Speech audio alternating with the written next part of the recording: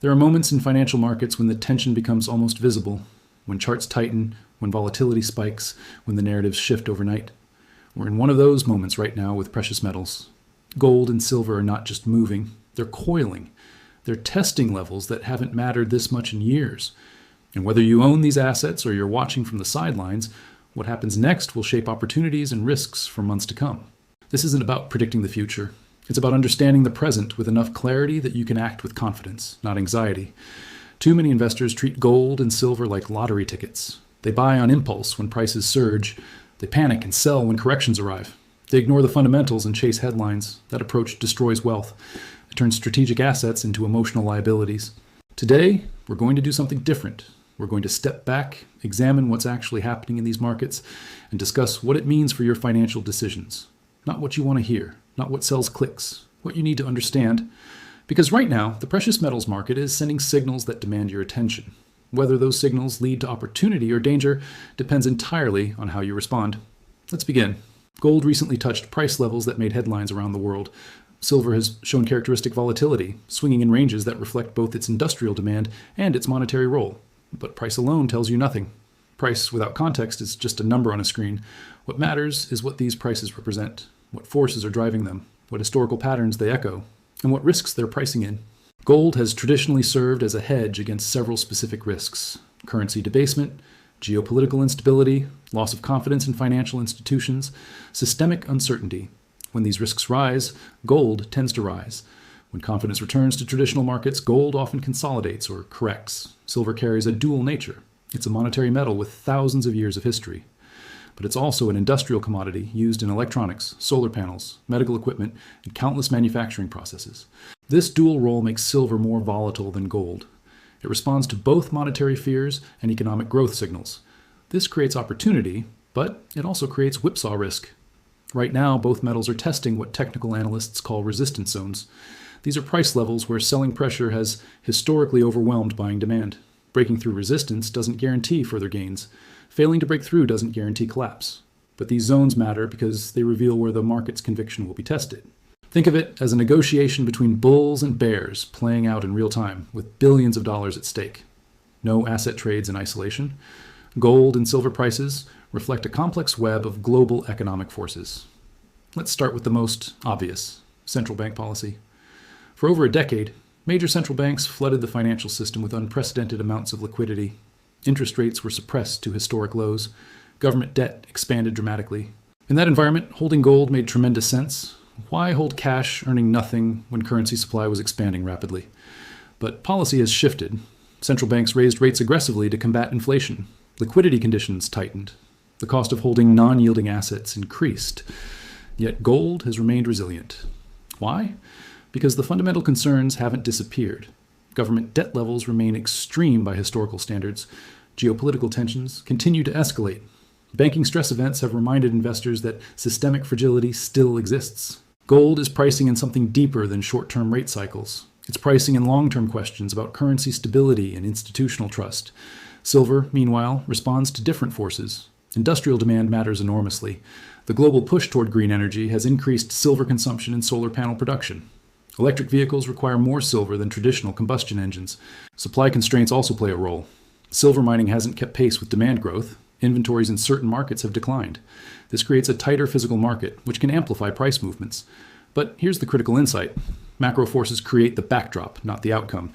Understanding why metals are moving helps you make rational decisions. But it doesn't tell you what to do with your money tomorrow. That requires strategy. Every asset class moves through cycles: accumulation, markup, distribution, decline. Then the cycle repeats. Precious metals are no different. The challenge is that most investors only pay attention during the markup phase. They ignore gold and silver for years while prices consolidate quietly. Then, when momentum builds and media coverage intensifies, they rush in near the top. This is not a character flaw.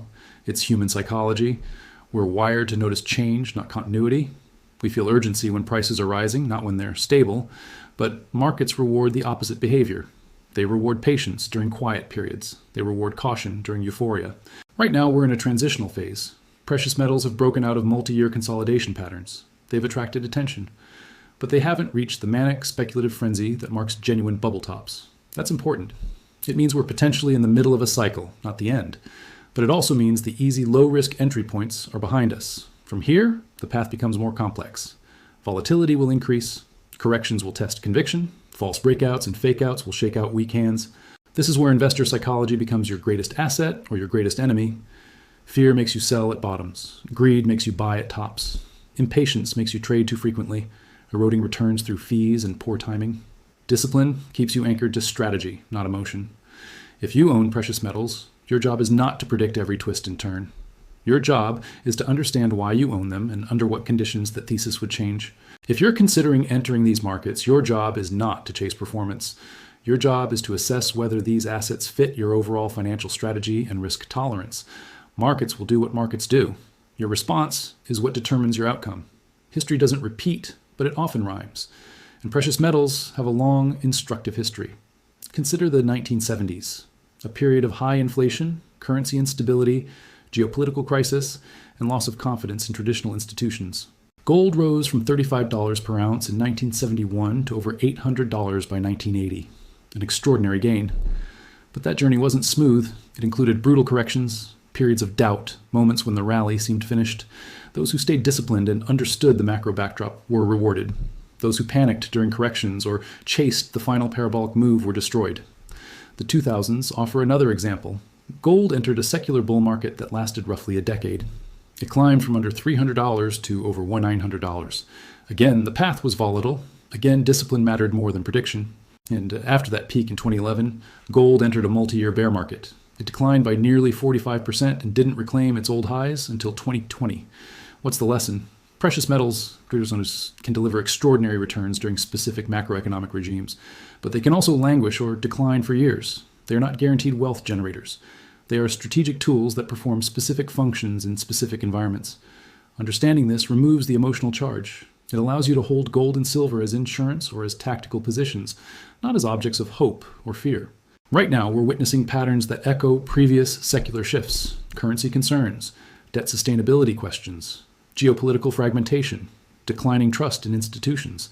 These patterns have historically supported precious metals over multi-year periods, but patterns are probabilities, not certainties. Your job is to prepare for multiple scenarios, not bet everything on one outcome. What does it mean to say prices are near a breaking point? It means the market is approaching a decision zone, a place where current equilibrium cannot hold, where either buyers or sellers will assert dominance and establish a new trend. In technical terms, these are inflection points, moments of maximum uncertainty and maximum potential. For gold, this might involve testing all-time highs or confronting major resistance levels. For silver, it might mean breaking above long-term downtrend lines or confirming base formations. But here's what a breaking point is not. It's not a guaranteed explosion higher. It's not a promise of imminent wealth. Breaking points can resolve in either direction. Prices can break out and begin powerful new trends, or they can fail, reverse, and enter corrective phases. The key is recognizing that decisions made at these junctures carry amplified consequences. Buy too aggressively right before a failed breakout, and you'll face immediate losses and psychological pressure. Wait too cautiously and miss a legitimate breakout, and you'll chase higher prices with worse risk reward. This is why strategy matters more than prediction. You cannot know with certainty which way prices will resolve, but you can know your entry points, your exit rules, your position sizing, and your risk tolerance. These are the variables you control. A breaking point is simply a reminder that markets are about to reveal new information. Your job is to respond to that information intelligently, not emotionally. If you already own gold and silver, your situation is fundamentally different from someone considering a new position. You've made your entry decision. Now the question is, what do you do from here? First, revisit why you bought in the first place. Was it portfolio insurance, a hedge against currency risk, a speculative position based on technical analysis, a long-term wealth preservation strategy? Your original thesis should guide your current actions. If you bought as insurance and the macro environment that justified that purchase is still intact, then short-term price volatility is noise. It doesn't change the core function of your holdings. If you bought tactically based on chart patterns or momentum signals, then your position management should reflect those technical parameters. You should have predetermined exit points if the technical picture deteriorates. Never let a position drift without purpose. Every holding should have a reason to remain in your portfolio. Second, consider position sizing and risk management. If precious metals have appreciated significantly, they may now represent an outsized portion of your total portfolio. This concentrates risk, even in an asset you believe in. Rebalancing doesn't mean abandoning conviction. It means maintaining discipline. Taking partial profits to restore portfolio balance is often the intelligent move. even if prices continue higher. You don't have to be all in or all out. Position sizing is a spectrum, not a binary choice. Third, prepare mentally for volatility. Precious metals can experience sharp, sudden corrections even within longer-term uptrends. These shakeouts are designed to test conviction and flush out weak holders. If you panic and sell during a normal correction, you'll lock in losses and miss the subsequent recovery. This is how disciplined investors accumulate wealth from undisciplined ones. Set mental or actual stop-loss levels based on technical structure, not emotional comfort. Know in advance what price action would invalidate your thesis. Then trust that framework when volatility arrives. Fourth, avoid the temptation to trade frequently. Every trade incurs costs. Spreads, fees, taxes. More importantly, frequent trading exposes you to emotional decision-making. Unless you're a professional trader with sophisticated tools and discipline, you're likely to underperform a simple buy and hold strategy over time. Let your positions work. Give your thesis time to play out. Don't confuse activity with progress. Finally, stay informed but not obsessed. Monitor the macro landscape. Stay aware of major policy shifts, geopolitical developments, and supply-demand dynamics. But don't check prices every hour. Don't let market fluctuations dominate your mental state. Obsessive monitoring breeds anxiety, and anxiety breeds poor decisions. You own these assets for a reason. Trust that reason until evidence clearly invalidates it. If you don't currently own gold or silver but you're considering a position, your situation requires different thinking. The first question is not, should I buy? But why am I considering this now? If the answer is, because prices are rising and I don't want to miss out, that's fear of missing out, not strategy. It's the worst possible reason to enter any market. If the answer is, because I believe precious metals serve a function in my portfolio that currently isn't filled, that's the beginning of rational analysis. So let's talk about entry strategy. Never enter a market all at once, especially near technical resistance levels. Lump sum entries expose you to maximum timing risk.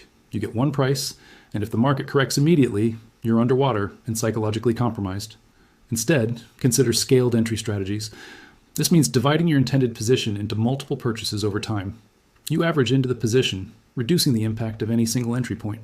This approach requires patience. It means accepting that you might miss some upside if prices surge immediately, but it also means you won't be devastated if prices correct before establishing a new trend. Second, understand the difference between physical metals and paper proxies. Physical gold and silver coins or bars give you direct ownership, no counterparty risk, but they require secure storage and typically involve higher transaction costs. Exchange-traded funds offer liquidity and ease of trading, but they're claims on metal, not metal itself. You're exposed to fund structure risks, management fees, and tracking error.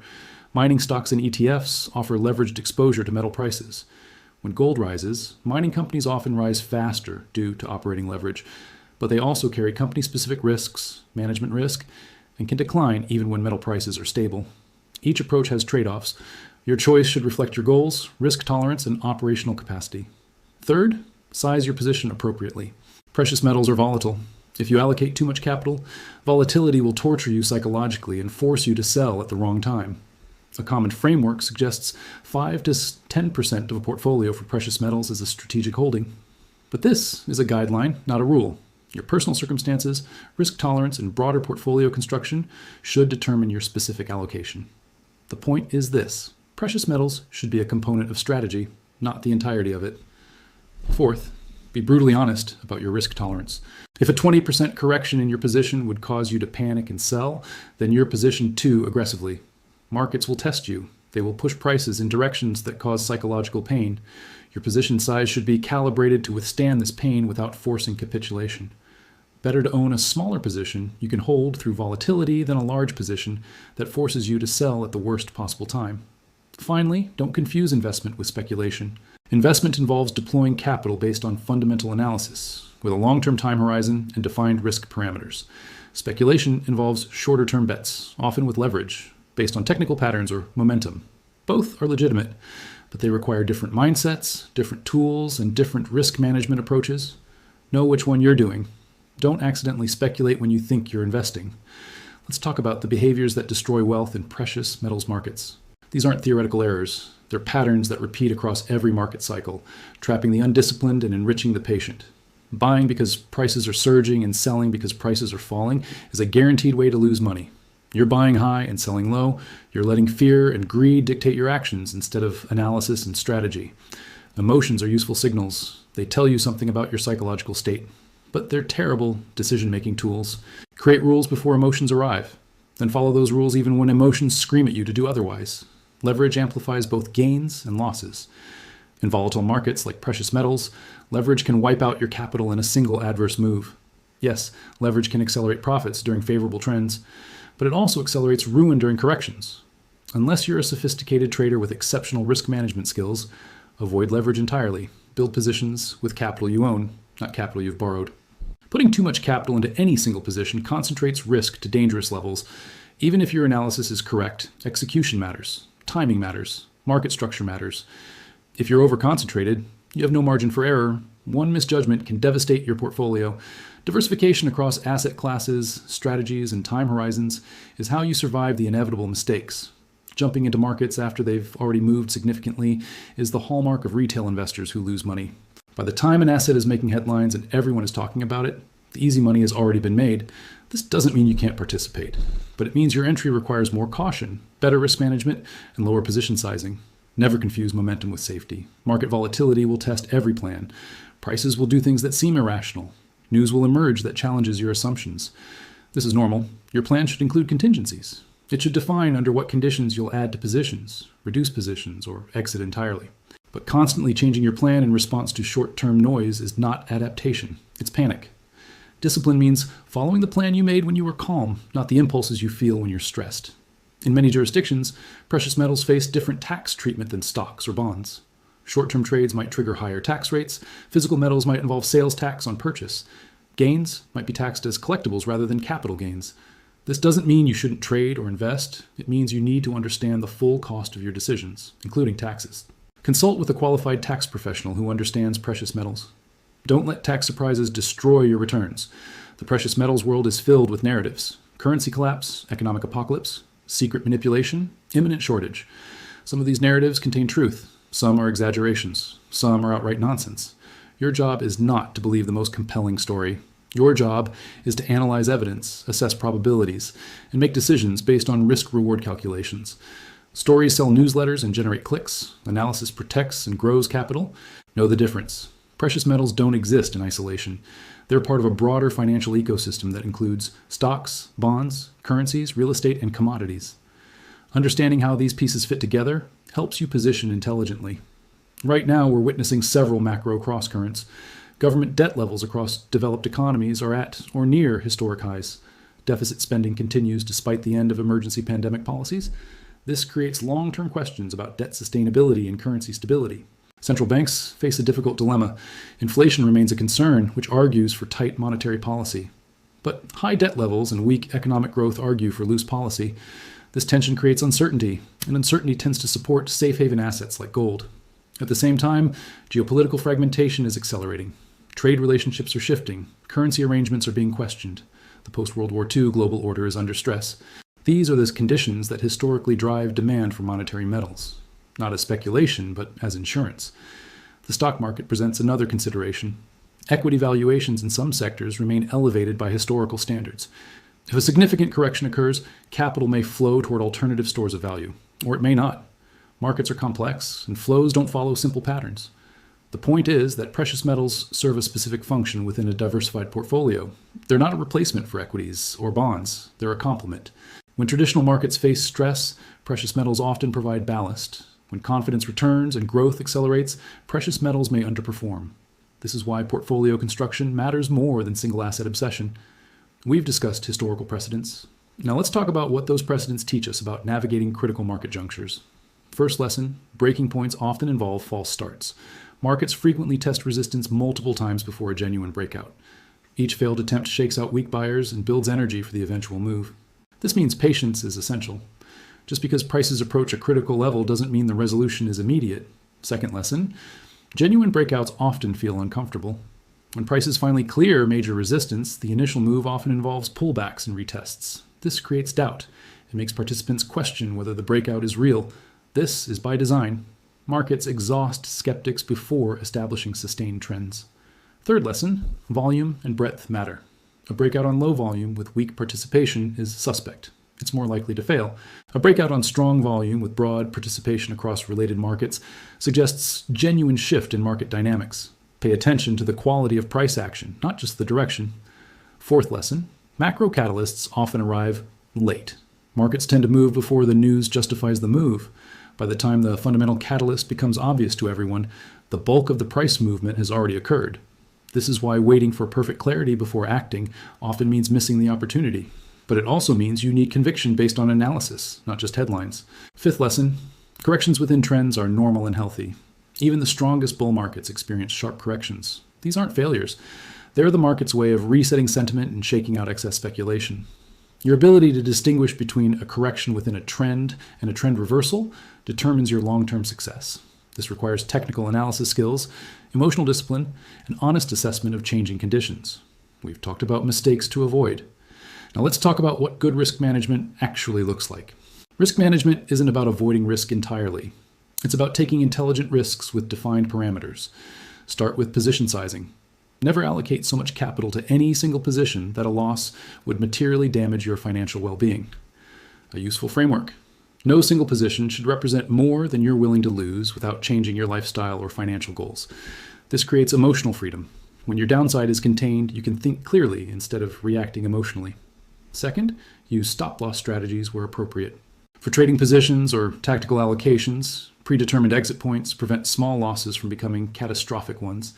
These stops should be based on technical structure, not arbitrary percentages. Place them where the market would prove your thesis wrong, not where your fear becomes uncomfortable. And once set, honor them. Don't move stops further away just because prices are approaching them. That defeats the entire purpose. Third, diversify across time horizons. Don't put all your capital to work at a single moment. Scale into positions over time. This reduces timing risk and allows you to average your entry price. Similarly, don't exit positions all at once unless your thesis has been clearly invalidated. Scale out of positions as they appreciate, taking partial profits while maintaining core exposure. Fourth, separate speculation from core holdings. If you want to trade precious metals tactically, that's fine, but do it with a defined portion of your overall allocation. Keep your core strategic position separate. Don't let trading profits or losses affect your long-term holdings. This compartmentalization prevents short-term market noise from disrupting long-term strategy. Fifth, continuously reassess your thesis. Markets evolve, conditions change. What made sense 6 months ago may not make sense today. Regularly review your positions. Ask yourself, if I didn't own this today, would I buy it at current prices, given current conditions? If the answer is no, you should consider reducing or exiting the position. Loyalty to a thesis that no longer fits reality is not discipline. It's stubbornness. Finally, prepare for multiple scenarios. Don't invest based on a single outcome. Consider what happens if you're right, what happens if you're wrong, and what happens if you're right about direction but wrong about timing. Build positions that can survive multiple scenarios. This reduces catastrophic risk and gives you the flexibility to adapt as conditions evolve.